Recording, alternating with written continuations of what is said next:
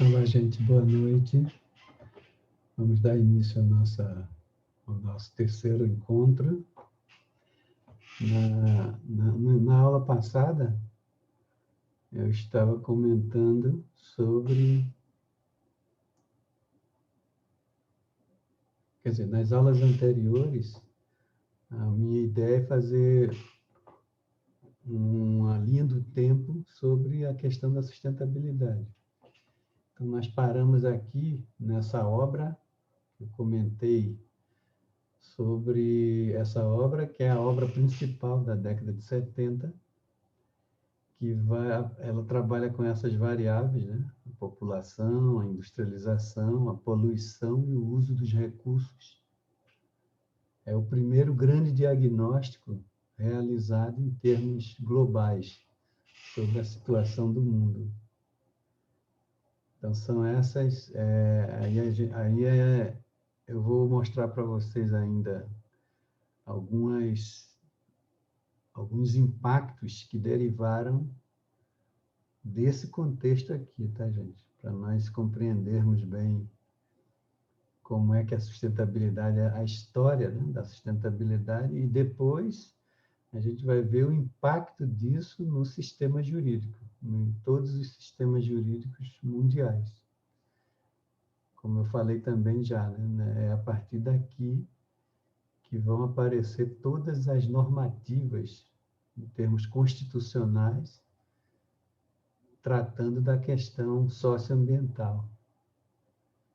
Então, antes de passar para o próximo tópico, ainda vou apresentar uma das influências, um dos resultados desse trabalho aqui. É esse quadro.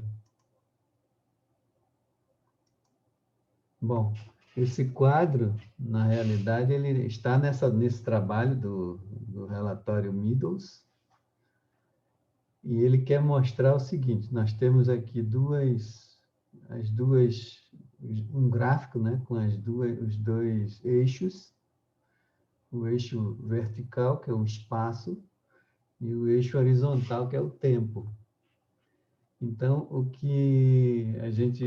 uma das conclusões que o relatório chega com relação à expectativa das pessoas, nós, na verdade, né? A pesquisa ela tentou investigar isso. E a preocupação com uma discussão que vai aparecer e está presente até hoje, né? Que é a questão de ser por exemplo, da questão da sustentabilidade, do direito ambiental ou do direito socioambiental, ele ter uma preocupação não apenas intrageracional, mas intergeracional. Mas aí a pesquisa vai mostrar exatamente o oposto. Porque a maioria de nós, ou das famílias estudadas, isso aí não é nenhum pecado, né? Na verdade, é uma constatação de pesquisa.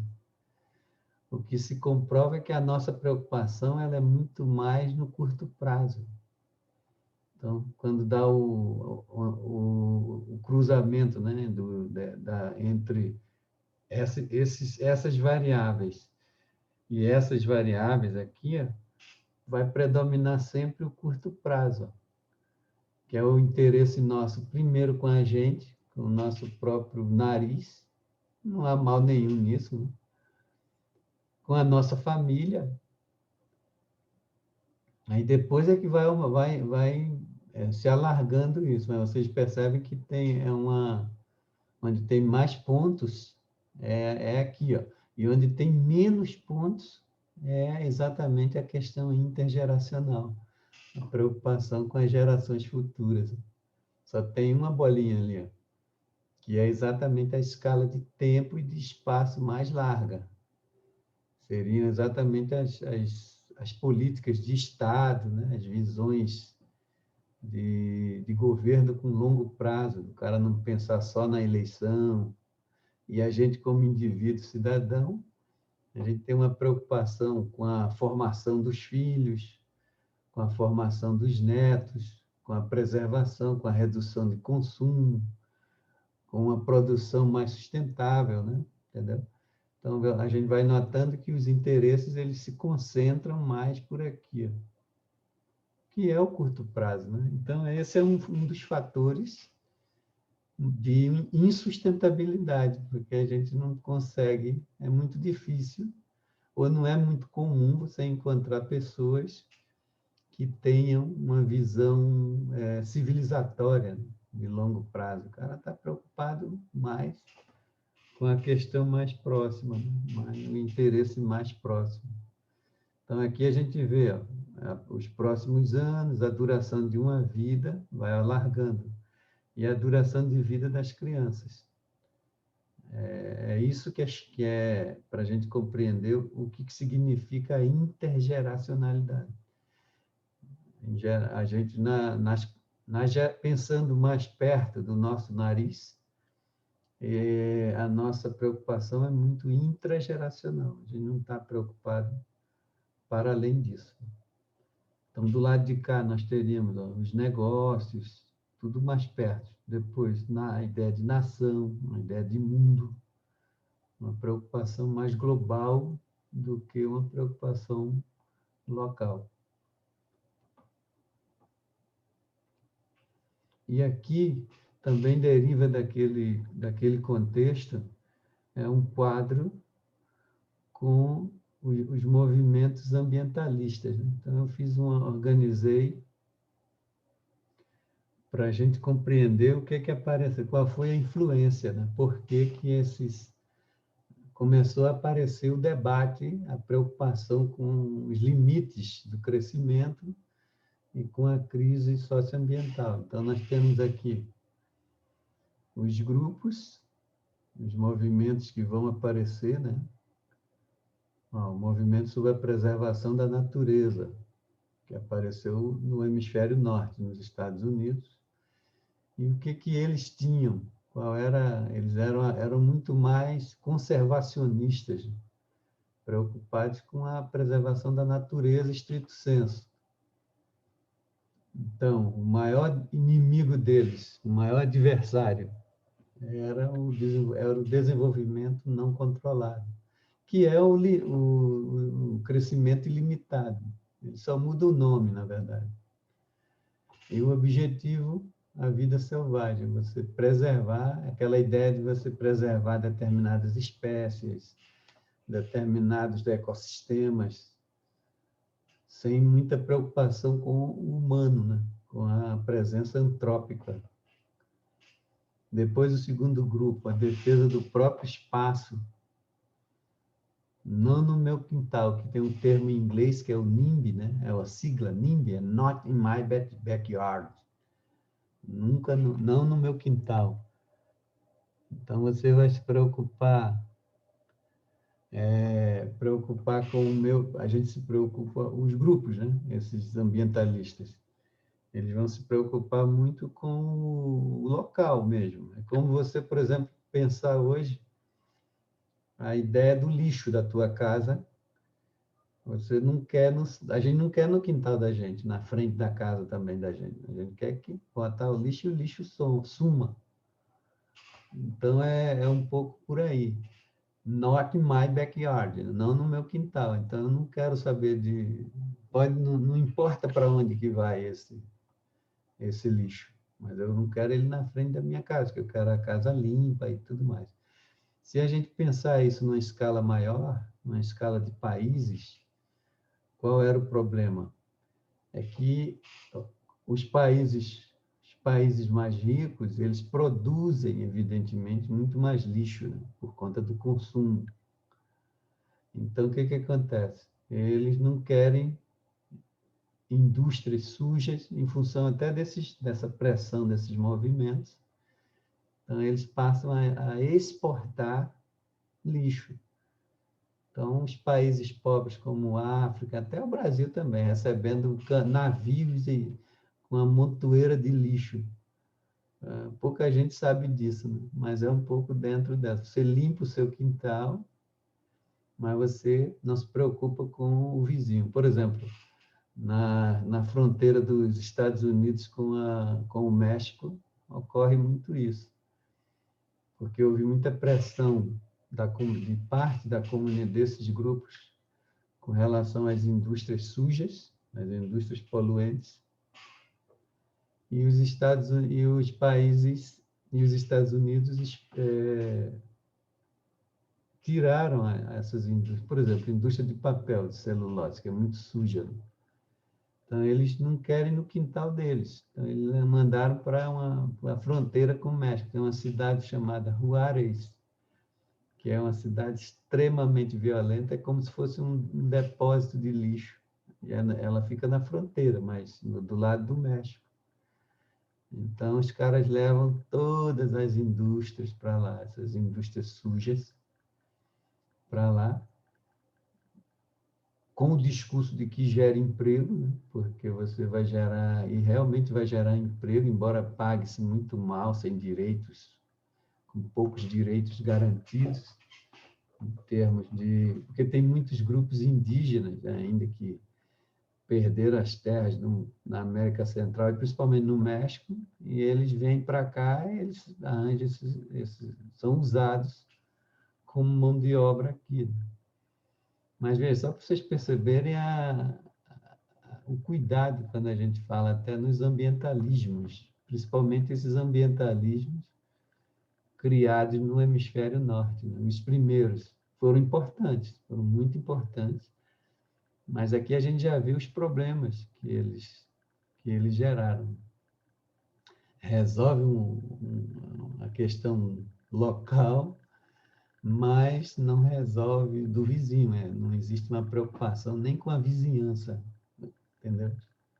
Então, esse foi o segundo. O terceiro, o pessoal da contracultura, de uma deep ecology, né? Uma ecologia profunda, movimento muito forte que entra a questão feminista, né? Das mulheres, da organização das mulheres, com todo o sofrimento, com a visão da Pachamama, que é a Mãe Terra.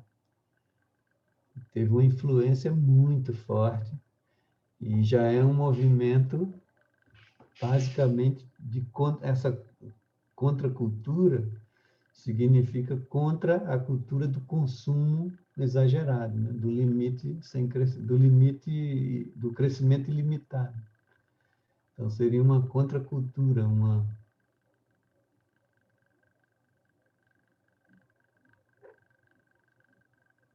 Peraí, gente, que saiu aqui só um pouco.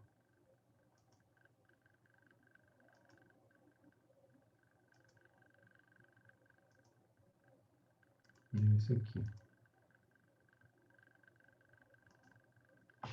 Então, a contracultura, então, mas é um movimento muito forte, mas ele, embora ele tenha se iniciado nos países do hemisfério norte, porque são os países que vai ter essa discussão anterior aos países do hemisfério sul, porque os interesses, depois eu posso comentar, os interesses são outros, né? São diferentes.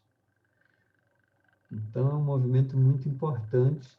Então, eles vão combater os principais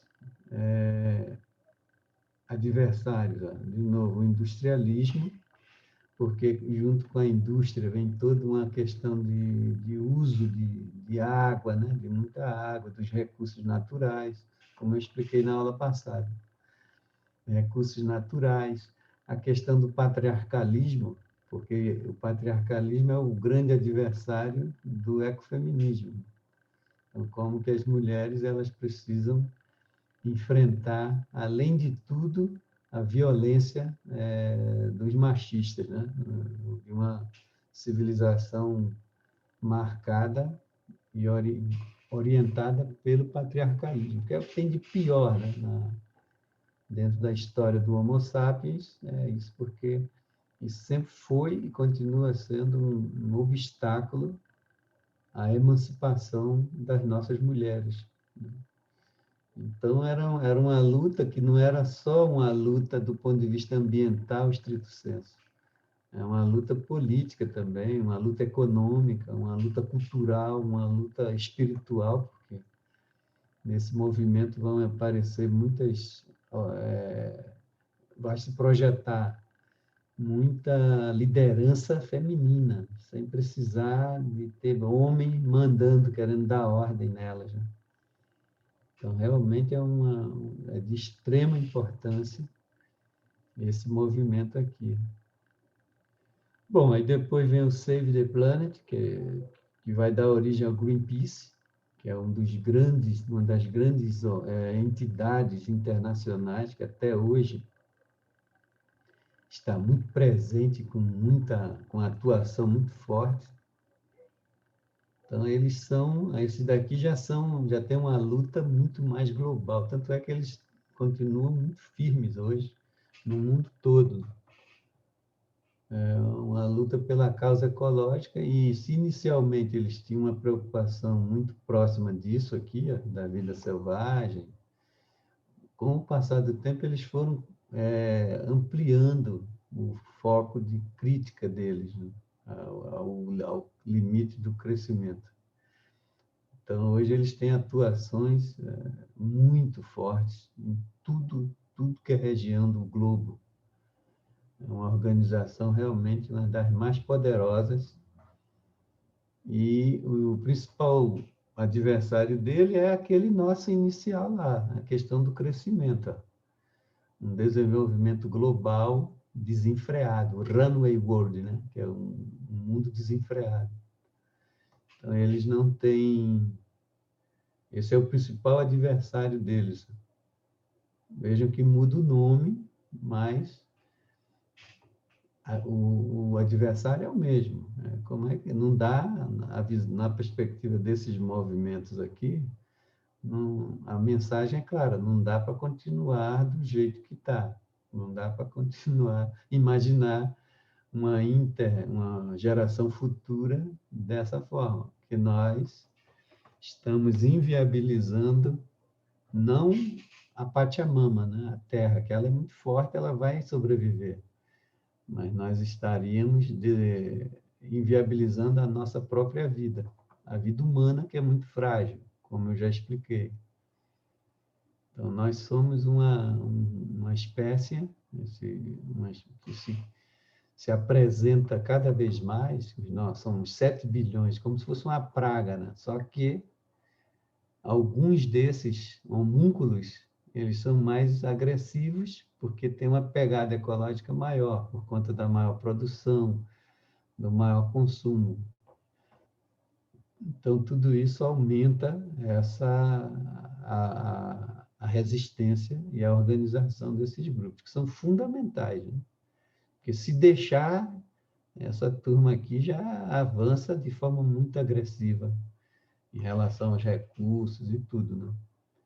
E o objetivo, a sustentabilidade. Então, agora é a primeira vez que aparece essa ideia de sustentabilidade, dentro dessa perspectiva, sustentabilidade não só do ponto de vista biofísico, do ambiente biofísico, mas numa perspectiva multidimensional, de aspectos sociais, como nós vamos estudar, de aspectos ambientais, éticos, econômicos e jurídicos, principalmente jurídicos. E depois vem mais o último que eu trouxe para mostrar, é a Política Verde, de Green, que é um grupo alemão, que também ele tem uma atuação muito forte, mais na Europa do que no mundo todo. Mas também eles se preocupam com a questão da proteção, são bem protecionistas, e eles também alargaram essa preocupação que antes era mais ambiental, no sentido biofísico. Eles alargaram, a gente poderia colocar o sufixo aqui, né, como socioambiental, e o adversário dele é uma luta claramente política. Eles organizam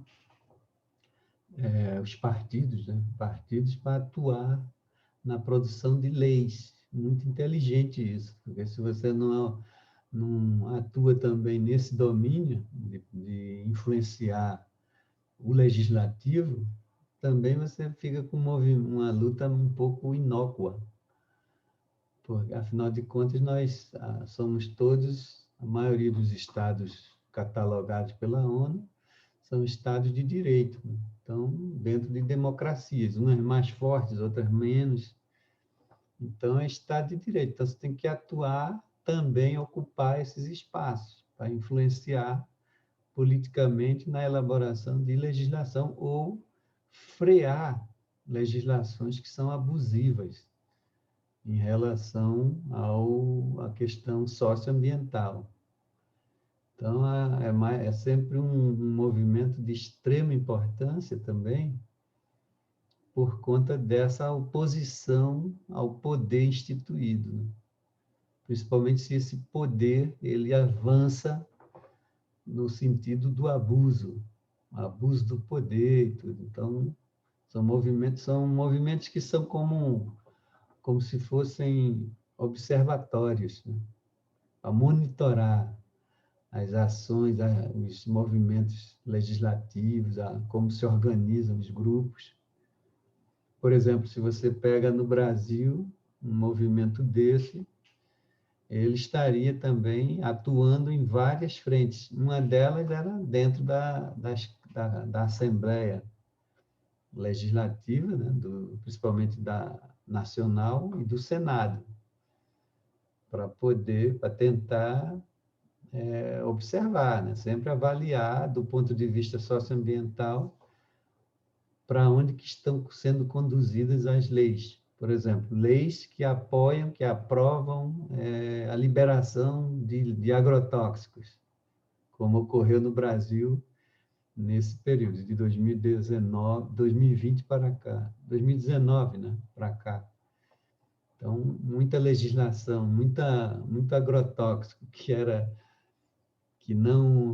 proibido em países tipo a Alemanha mesmo, né? A Bayer, que produz agroquímicos. Então, só que lá ele não pode, é proibido lá, mas aqui não é, e foi liberado. E liberado dentro da lei, não tem nada assim fora da lei, não, é dentro dos marcos legais. Então, esses movimentos, eles estariam presentes aí, né? Para evitar a feitura das leis. Depois que elas estão postas, não tem muito o que fazer, né? A não ser... Quer dizer, tem, mas a luta deles também é uma luta de prevenção, em termos de marcos legais. Tá bom? Então, é isso. Então, aqui a gente tem esse quadro, são talvez os grupos mais atuantes, mais importantes, né, do contexto mundial, mas que todos eles, na verdade, eles têm como origem, eles são originários dos países do hemisfério norte, os países ricos, né? Por exemplo, a gente não vê, com exceção do Greenpeace, e aqui também, desse grupo aqui, que tem muito movimento indígena, dos grupos originários na América Latina, na Ásia, que estão dentro dessa perspectiva, né, do ecofeminismo. Por exemplo, na Índia tem a Vandana Shiva, que é uma física e pesquisadora e militante. E ela sempre combateu a biopirataria, ou não só bio, mas também a sociopirataria, que é o roubo da biodiversidade dos países pobres por pesquisadores do hemisfério norte. Então, entra também nesse movimento aqui, dentro de uma deep ecology, né? Uma ecologia profunda. Bom, então, retomando, voltando aqui para nosso tópico, então, todos esses dois quadros que eu apresentei, a rigor, eles estão ainda dentro desse tópico aqui, ó, que deriva desse contexto, todos esses movimentos que vão fortalecer uma democracia socioambiental, né? Vão fundar, ajudar a fundar, influenciar, na verdade, influenciar a elaboração de normas e do estado que a gente chama, né, um estado socioambiental, não só no Brasil, mas em diversos países, por conta da pressão desses grupos. Então, para o próximo bloco, já mais adiante, né, em 1987, na verdade, é a data, aparece esse documento aqui, ó, o Nosso Futuro Comum, o famoso relatório Brundtland, que era o nome da norueguesa. Estou sempre mostrando um vídeo, né, para ilustrar, mostrar a atualidade dessa discussão. E é nesse documento aqui que vai aparecer pela primeira vez essa concepção de desenvolvimento, e agora não só desenvolvimento, mas um desenvolvimento sustentável. Para vocês terem ideia, na Constituição brasileira, ele está legitimado, né, no artigo 170, que trata do direito econômico, mas é um direito econômico que, apesar de garantir a livre iniciativa, no sentido da atuação das empresas, de um lado, e do outro lado, essa iniciativa ela precisa estar sempre balizada por essa ideia da sustentabilidade. Ou seja, não é um desenvolvimento como era ancorado nessa ideia do crescimento a qualquer custo. Trata-se de um desenvolvimento freado por essas questões, por esses fundamentos que vem se construindo desde essa década, desde essa data aqui. Então, notem como que surgem as leis. Elas são resultado de um contexto e depois elas passam a influenciar esse próprio contexto. Então, o artigo 170 da Constituição, ele não entrou ali na Constituição de algum iluminado, alguma pessoa muito inteligente. Ele resulta de todo esse processo aqui, tá? Então, a concepção de desenvolvimento na Constituição é uma concepção de um desenvolvimento sustentável, com essa pretensão sustentável.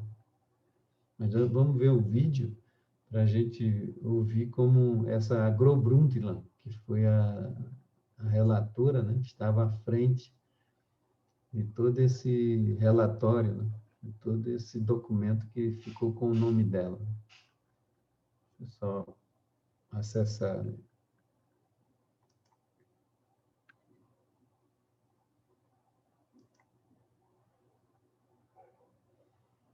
Deixa eu cumprimentar vocês aqui, gente. Boa noite também.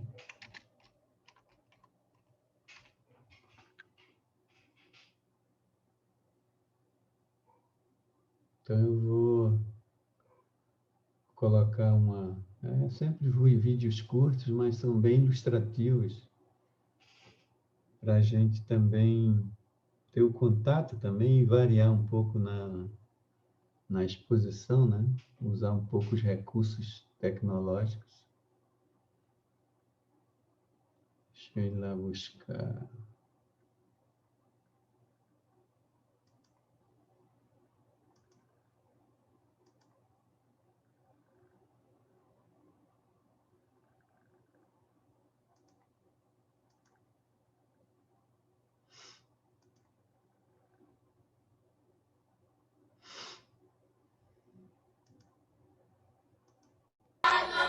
O conceito, hoje difundido no mundo inteiro, ganhou maior visibilidade na década de 80, quando foi divulgado por uma comissão presidida por Gro Brundtland, considerada uma das mais influentes personalidades europeias da atualidade.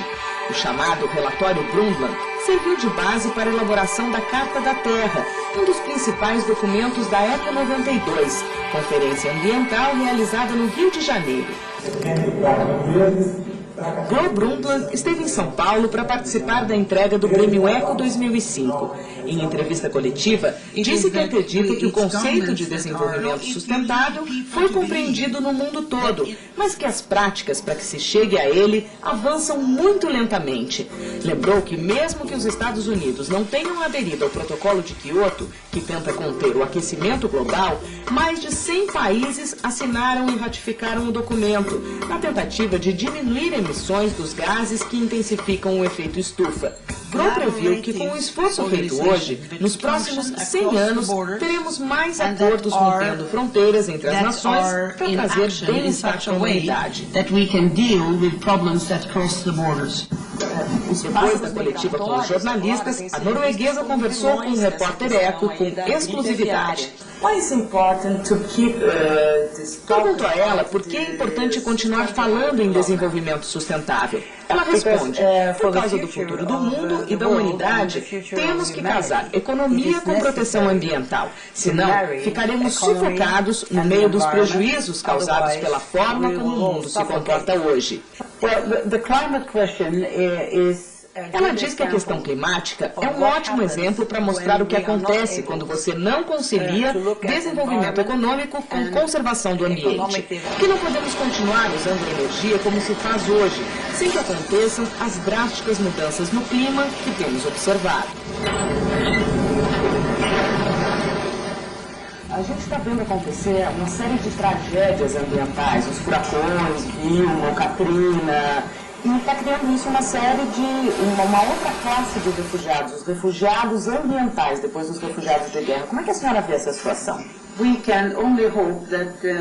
Ela diz que esses eventos vêm para mostrar que não é possível continuar fazendo tudo como sempre foi feito, que a gente só pode esperar que essa mensagem seja absorvida e que as pessoas empreendam as mudanças necessárias para proteger o planeta. Na prática, o que a senhora acha que é importante que se faça para se chegar ao desenvolvimento sustentável? É importante que os governos definam políticas específicas, de uma forma democrática, mas também é preciso lembrar que todos os cidadãos têm que se envolver, dar suporte para as mudanças. A gente deve pensar em algum controle populacional, em mudanças no consumo. O que a gente deve fazer? Ela responde que é importante mostrar para a população, especialmente para os mais pobres, que há a opção de formar famílias menores, que dão às crianças oportunidades mais plenas para o desenvolvimento. Sobre o consumo, diz que precisamos poupar energia e recursos naturais para chegar à sustentabilidade, mas lembra que as populações pobres têm níveis de consumo tão baixos que, no caso delas, é preciso aumentar o consumo e não diminuir. Brasil. E em relação ao Brasil, o que ela aconselha? Gro Brundtland diz que é muito difícil opinar sobre os rumos de um país quando não se conhece a realidade em detalhes. Mas para ela, é claro que a biodiversidade brasileira é uma riqueza fundamental para nós e para o mundo. Por isso, é preciso dar atenção à proteção e ao uso da Amazônia, por exemplo. Disse ainda que é preciso superar a desigualdade social para que se possa avançar em outras soluções. E Gro Brundtland tem algum sonho? Tem sim, que as pessoas comecem a pensar nas próximas gerações como as mães pensam nos seus filhos, para garantir o futuro. Ela se considera otimista? Sim, sou otimista. Na verdade, acho que sempre serei. Yes, I am, but basically I will always be.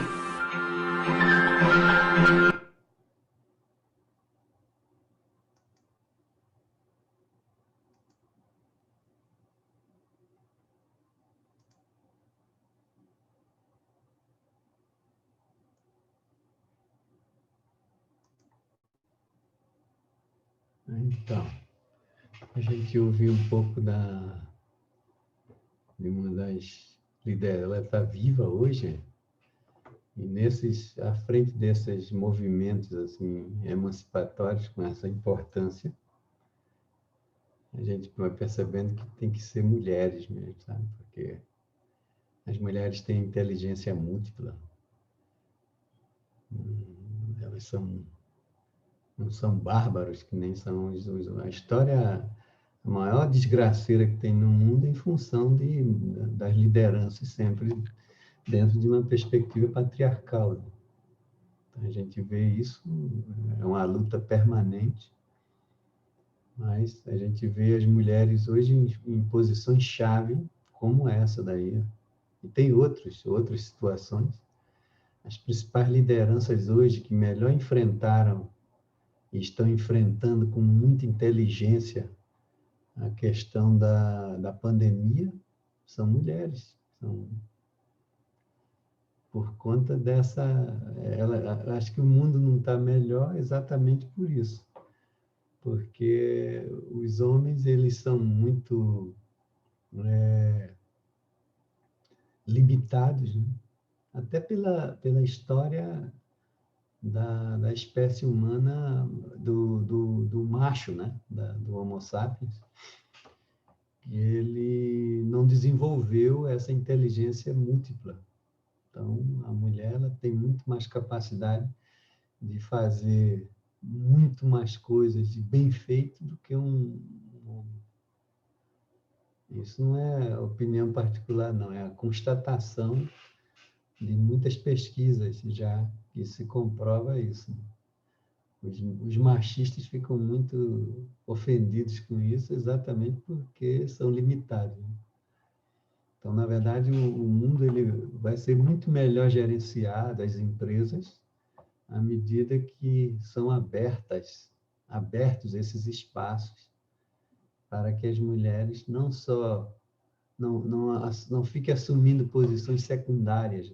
Elas precisam ser chamadas sempre.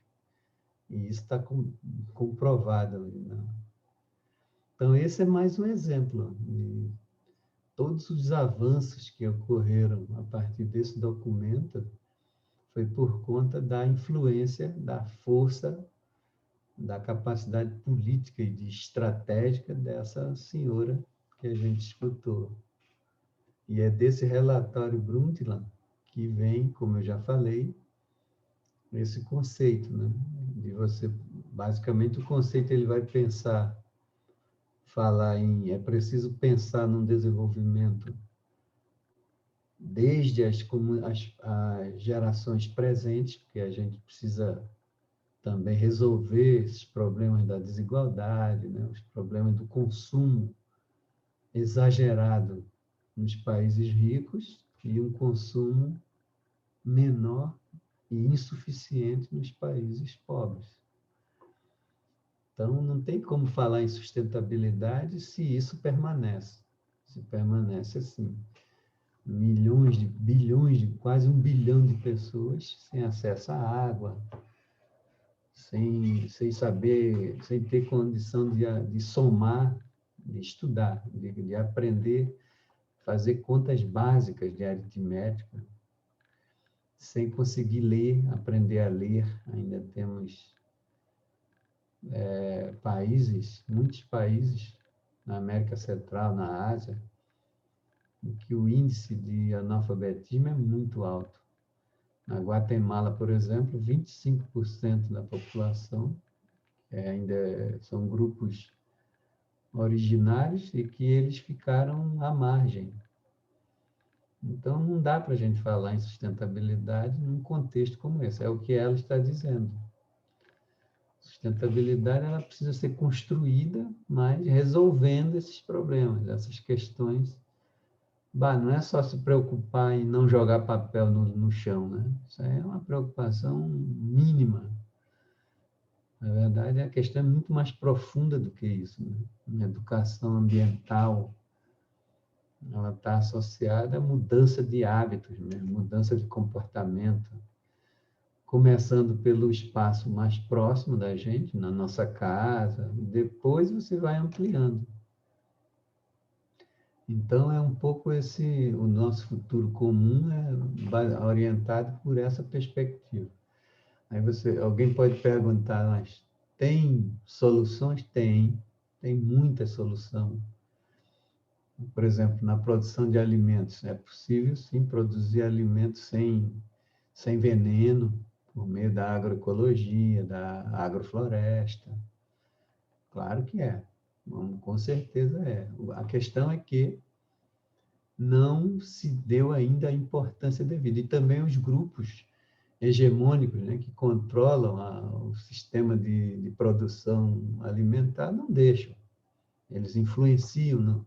Eles influenciam as políticas, eles ocupam um espaço legislativo para produzir leis que protejam os atos abusivos deles dentro da lei, porque eles criam leis, então, eles entendem? Então, a situação é bem delicada. Mas, vejam, é de 87 esse documento. E como ela falou, isso tudo aqui já foi bem compreendido. Não tem qualquer jovem ou adolescente um pouco informado, ele já conhece isso aqui, já sabe essa discussão. A questão não é essa, mas agora a questão é como que se põe em prática isso, desde ações individuais, como ações mais coletivas e ações de governo. Entendeu? Então, é uma questão sempre a ser construída. E conforme nós vamos ver depois, né, o artigo 225 da Constituição Brasileira, que é base fundante do direito ambiental e do direito animal, né? O artigo 225, ele recomenda, de forma constitucional, que não deve existir crueldade, ele condena a crueldade, e com isso é o elemento fundante do direito animal, baseado na noção de senciência, de que os animais não humanos, eles sentem dor e sofrem, tal como qualquer humano, isso demonstrado cientificamente. Então, a base constitucional do direito animal, né, que começa também a partir daqui, desse contexto, historicamente, ele irrompe daqui e vai estar cristalizado lá no artigo 225 da Constituição, junto com o direito ambiental, que fala, que é um dos únicos artigos que não fala só em direitos, ele fala em deveres também. Então, a sociedade não é só o Estado, os governos que necessariamente não estão tão preocupados com a sociedade, né? Estão interessados com interesses próprios, né? Com exceções, é claro. Então, a sociedade ela não tem que só reclamar, nós como cidadãos, né? Afinal, o que é que nós fazemos? Então, nós somos responsáveis também, nós temos direito a um ambiente ecologicamente saudável, está na Constituição, mas a gente tem o dever de cuidar disso, dentro de uma ética do cuidado. Então, não é só responsabilidade, transferir responsabilidade. É assumir isso como um cidadão, como uma pessoa que cuida da sua própria casa, né? Porque cuidar do ambiente, cuidar dos animais não humanos como nós deveríamos cuidar, significa que a gente precisaria mudar, por exemplo, a base alimentar, né? Porque a nossa base alimentar é a carne, e a carne é com animal, com boi, com porco, com frango, nós somos... Então, é um pouco assim, como é que a gente vai falar de sustentabilidade se a gente tem um costume de consumir muita carne? Então, são contradições mesmo. E não é julgamento, não, é uma constatação como pesquisador, né? E para produzir 1 quilo de carne, a gente consome 40 mil litros de água. Então, não tem como aplaudir isso e falar que isso é sustentável. Não faz sentido. Tá? Então, são desafios. Ou a gente para com isso, né? Não, nós não queremos ficar com essa hipocrisia de falar de desenvolvimento sustentável, mas a nossa prática, ela nega tudo isso.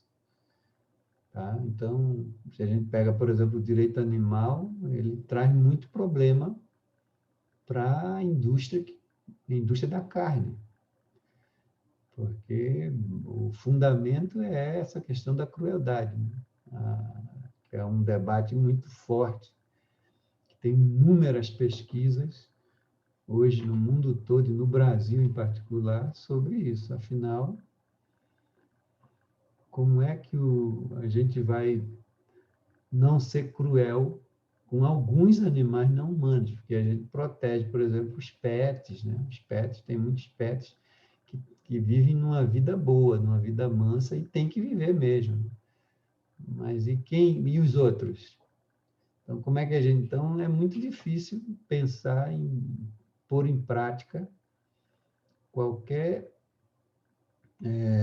horizonte que tenha uma pretensão sustentável de verdade, né? Não no discurso apenas.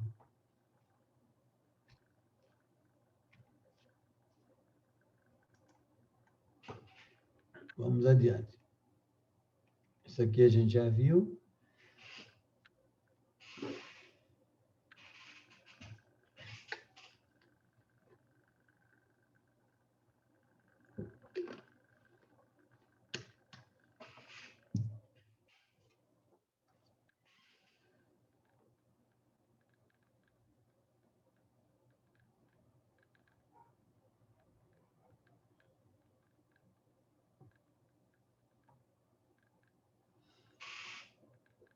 Para me organizar aqui em termos de tempo. Então, dali da década de 70, 80, a gente viu o contexto que possibilita a irrupção, né, ou a emergência de toda a discussão, de todos os elementos que vão se cristalizar nas décadas que virão depois. Então, em 1992, nós tivemos no Rio de Janeiro a Eco 92. Tinha naquela ocasião mais de 170 países presentes para fazer um balanço da primeira reunião de Estocolmo 20 anos antes, que foi em 1972, como já falamos. Então, na Eco 92, a principal questão era verificar em que medida avançou, em termos práticos, as intenções avançaram, né? As intenções presentes 20 anos antes. Então, havia, em 1972, uma perspectiva muito objetiva de colocar de que os países ricos iriam direcionar um percentual do PIB, que é um PIB sempre muito forte, porque eles são ricos, então eles iam em torno de menos de 1%, que já seria bastante, para ajudar os países menos ricos, os países do hemisfério sul, dentro daquela visão da Grow-Brundtland, de que é preciso enfrentar a questão da desigualdade. Não é todo mundo igual, né? Não faz sentido isso. Mas é você reduzir o gap que existe entre quem tem muito e quem não tem nada, né? Então, nos documentos de 1972 estava presente isso, um certo entusiasmo. Só que, 20 anos depois, nada daquilo aconteceu. Não houve nenhum tipo de ajuda material para os países do hemisfério sul. Ficou sempre na carta como uma carta de intenções, de boas intenções, né? E de boas intenções o mundo está cheio, mas também não resolve, também Então, o que aconteceu aqui na Eco 92? Vamos ver, vamos assistir um vídeo para a gente também tomar contato com...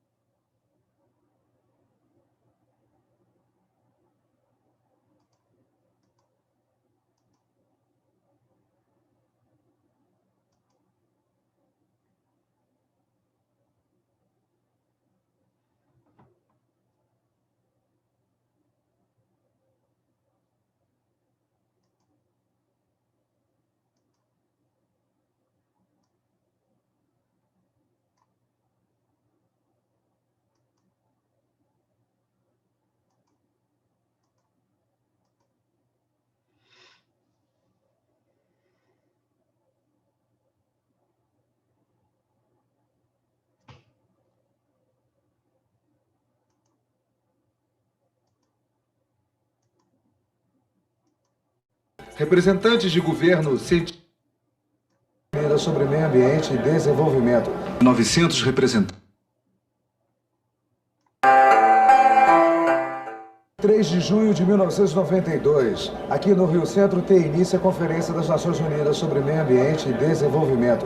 900 representantes de governo e chefes de Estado vão tomar as decisões das quais depende o nosso futuro, o futuro do planeta Terra. Chefes de Estado, representantes de governo, cientistas, pesquisadores, representantes da sociedade civil e das organizações não governamentais de todo o mundo se reuniram no Rio de Janeiro para tomar decisões, assinar tratados e propor alternativas para o futuro do planeta. Os ilustres delegados têm dito que este é um momento histórico. No entanto, só será assim se nossos esforços em favor do planeta continuarem. Se a verdadeira conferência, a culminação de longas deliberações, também marcar um novo começo. E com isso, quero dizer, um novo ponto de partida do sistema das Nações Unidas, das ações dos Estados e da mobilização de todos os povos do mundo. And for the mobilization of all peoples of the world. A Conferência das Nações Unidas recebeu 3.000 delegados oficiais, 400 representantes de organizações intergovernamentais e mais de 100 chefes de Estado. Fato inédito em toda a história da ONU. No Rio Centro, eles negociaram convenções e medidas que poderão ter força de lei. Com muita força de pressão, os 35.000 representantes das organizações não governamentais presentes no Fórum Global firmaram mais de 30 tratados alternativos. Foi também a primeira vez que as organizações não governamentais foram chamadas a se articularem globalmente, o que resultou numa agenda própria de discussões e no encontro de lideranças mundiais com pesquisadores na busca de alternativas reais para a preservação e conservação do meio ambiente, da melhoria de condições de vida dos países pobres e, principalmente, da discussão de um novo modelo global de desenvolvimento. As organizações não governamentais fizeram pressão todo o tempo. Livres das injunções diplomáticas, deram o tom mais avançado das discussões, que aconteceram no Fórum Global e também em conferências paralelas.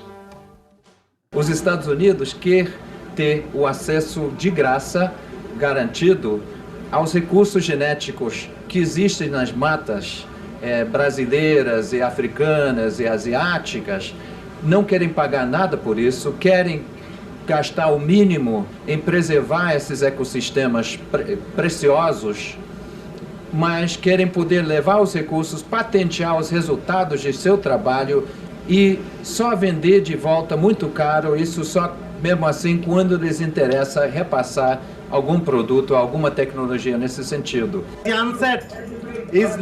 A conferência não é o bastante para o desenvolvimento sustentável e não é o bastante para o meio ambiente. Então protestamos porque os tratados não são suficientes.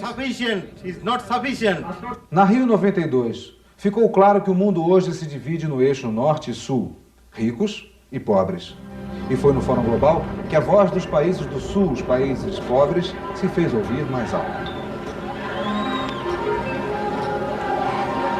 Na Eco dos Oprimidos, milhares de pessoas foram às ruas do Rio de Janeiro dizer que, para que haja realmente desenvolvimento sustentável, é preciso mais que palavras e convenções genéricas.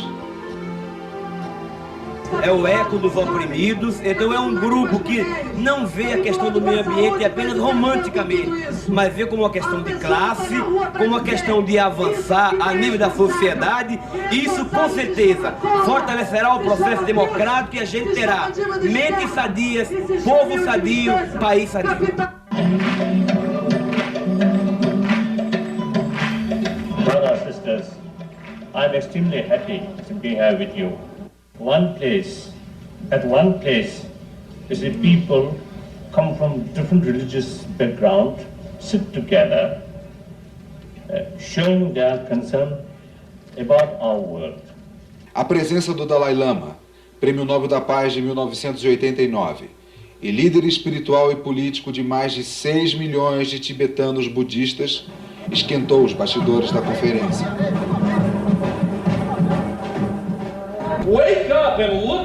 Acorde e tente enxergar o fato de que um ser humano no mundo industrial é responsável por 20 a 30 vezes mais impacto ambiental do que um ser humano nos países em desenvolvimento.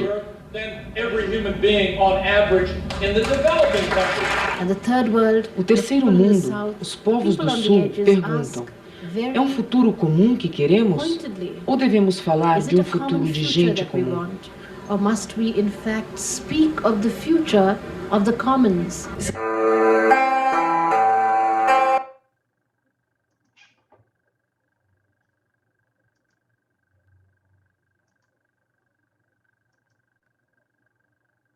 Bom, então a gente ouviu alguns, voltando um pouco, uns 30 anos sobre o momento da Eco 92, foi um momento de muita discussão, para quem já estava vivo e atento a essa questão, né? Eu acompanhei, seguramente os jovens já está bem distante de vocês isso, mas foi um momento muito interessante. E no ano seguinte, por exemplo, em 93, Curitiba celebrava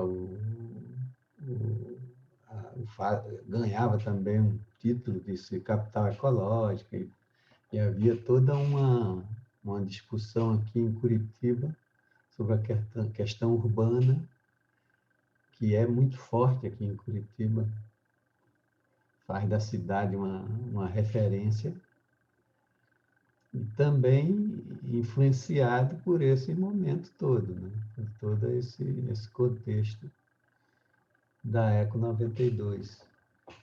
Mas, como vocês ouviram também, como a gente escutou nos comentários do vídeo, em vários momentos fala-se isso, né? De que a conferência pela conferência é importante, mas mas se não tiver eficácia e não sair do papel, esse é o desafio. 92 para cá também vem sendo, os avanços que vêm acontecendo, eles são considerados, agora do ponto de vista mais crítico, os resultados são muito pequenos.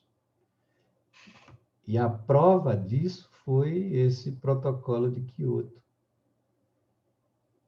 5 anos depois, que tentou estabelecer regras de contenção da emissão de gases de efeito estufa, né, o GE. E a avaliação que se tem desse protocolo é que foi um verdadeiro fracasso, um fiasco. Os Estados Unidos não participaram, se recusaram a assinar, porque eles entendiam que iria prejudicar a economia. Era o George Bush na época, né? E agora, recente, em 2015, depois eu vou comentar mais adiante, eles também se retiraram do Acordo de Paris, com o mesmo argumento a partir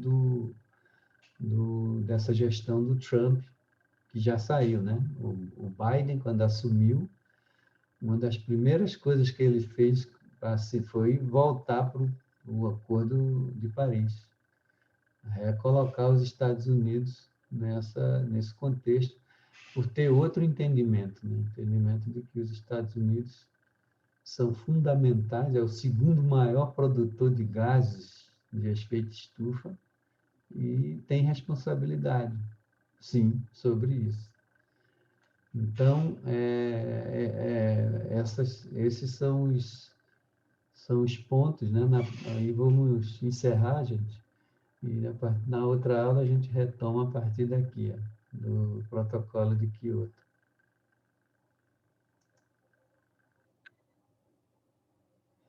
Bom, vamos ver aqui. A Luana escreveu. Eu ia citar o exemplo da presidente da Nova Zelândia. Exatamente, Luana. Uma jovem inteligentíssima, sensível, realmente um exemplo assim, de estadista, né? Uma preocupação intergeracional, uma preocupação de uma ética do cuidado em relação à sua população. Então, realmente, são exemplos que a gente precisa tornar visíveis, porque realmente o caso da Nova Zelândia é o melhor exemplo, e foi bom você lembrar, né, que eu não tinha escapado, não tinha lembrado, né? Mas, olha, realmente e a assessoria dela, uma assessoria mesclada, variada, né? Por representantes diversos, masculinos, enfim, todos os grupos, para que a pessoa tenha uma diversidade de interesses, para poder tomar decisões ancorada nessa diversidade, não numa visão única e só de um determinado grupo. Então, foi muito, muito boa essa lembrança da nossa querida representante da Nova Zelândia. Espero que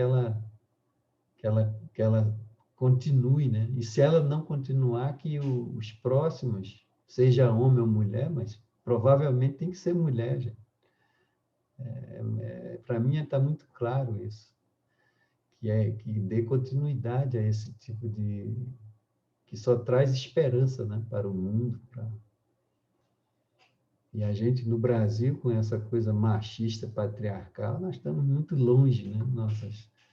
Nossos representantes são um verdadeiro desastre, assim, do ponto de vista socioambiental, é pior ainda, né? Não temos que aplaudir isso. Realmente não dá. Estou falando como pesquisador, né? Tá bom? É isso, gente. Quero desejar uma ótima semana para vocês, tá bom? Deixa eu escrever aqui.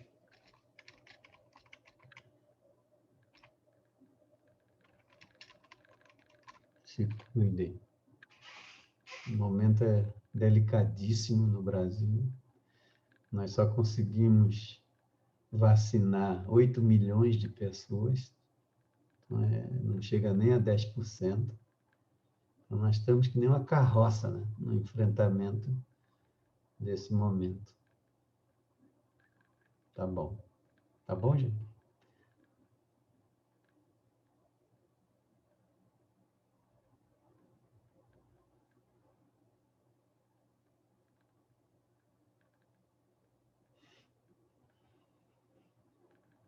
Cada vez pior. Até, Luana. Tenha um ótimo dia, uma ótima semana. Tá bom?